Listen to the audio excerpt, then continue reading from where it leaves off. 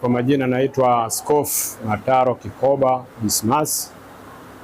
Mimi ndiye mwangalizi wa huduma hii ambayo inaitwa Actual Gospel of Jesus Christ Church, kwa Kiswahili Kanisa la Injili hasa la Yesu Kristo, ambalo lilianzishwa mwaka 2002 na imeanzishwa hapa Tanzania, na hapa ndio makao yake makuu.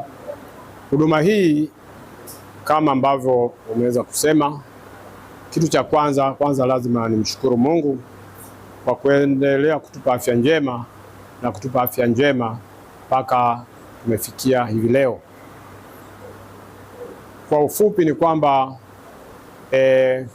hapa kati tumepitia changamoto tofauti katika sura ya nchi. Amani toweka ghafla, watu tumekuweza kutahayari. Ili swala siku zote huwa tunaliona kwenye nchi za wenzetu wakikimbia huku na huku, na sana sana wakija kwetu kupata hifadhi. Hatimaye mwaka huu Oktoba 29 hii hali tukai experience sisi, tukaiona sisi. Pengine kwa kweli, kwa neema ya Mungu, kwa nchi yetu ya Tanzania, mtu unazaliwa mpaka unazeeka ni amani tupu, amani tupu, amani tupu. Kwa hiyo hali kwa kweli mimi nasema bado Mungu ni mwema, kwa maana kwamba hayo tuseme ni mambo yaliyopita. Ni mambo yaliyopita. Tunapokwenda sasa kumaliza mwaka 2025 kuingia mwaka 2026, kwa neema ya Mungu tuanze huo mwaka kwa amani na usalama. Katika neno la Mungu, Mungu anasema kwenye Luka 10:27 kwamba kuna amri 10 zile ambazo aliweka, lakini akaja akaziunganisha katika amri kuu mbili, kwamba upendo uweze kutawala miongoni mwa watu. Pende sana Mungu, lakini amri ya pili tupende jirani yako. Na ukifanya hivyo tayari tutakuwa tumejenga kitu kimoja kubwa sana ambacho ni amani. Amani, amani, amani. Na hiyo ndio tunu ya taifa na tunu ya kitu chochote. Angalia nchi yetu, kwa sababu ya amani, watu siku zote walikuwa wakifanya shughuli zao kwa utulivu. Mtu unafanya shughuli zako, unatoka usiku, hata saa 6 za usiku ndio unakuta hata mama ntilie wanafunga shughuli zao, wanarudi majumbani, kwa sababu ya amani ambayo ilikuwa imetamalaki katika nchi yetu. Kwa siku hiyo chache, kwa kweli hizo siku 3 ambao waliwekwa lockdown, hiyo amani itoweka, nchi nzima ilikaa kimya.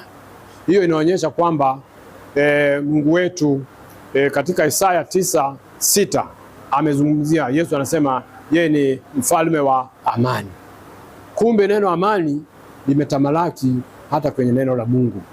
Kwa hiyo ni swala mtambuka kwamba wasia wangu ni kwamba amani iweze kutawala kati ya mtu mmoja, kati ya jamii na kati ya kila taifa. Lakini zaidi ya yote, kwa viongozi pia, neno la Mungu linasema kwamba uongozi wowote ule, mamlaka yoyote ile ambayo iko hapa duniani imewekwa na Mungu.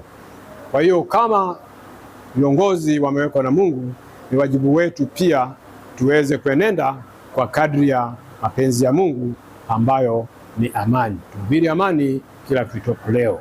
Wito wangu kwa jamii na hasa vijana, viongozi, yani kila mmoja aweze kutekeleza ule wajibu wake. Kila mmoja akisimama katika kutekeleza wajibu wake, kwa kweli swala la kijamii kwa jumla litakwenda vizuri. Na kama nilivyosema mwanzo, pale ambapo kila mmoja ametekeleza sasa huo wajibu wake, naamini kabisa kwamba kwa kweli nchi yetu tutarudi kwenye tasnia, kwenye sura ile ya kwanza ya nchi yetu ya amani. Sisi siku zote tulikuwa ndio nchi ya wanakimbilia wale majirani zetu kuja kupata unafuu wa changamoto za makwao huko. Kwa hiyo niendelee kutoa wosia kwamba kwa kweli amani iendelee kutawala, vijana wetu waweze kujishughulisha, ili kusudi hii chokochoko ambayo iliweza kujitokeza iweze kuisha, na tukaribishe nchi yetu na tuendeleze amani ya mustakabali wa nchi yetu.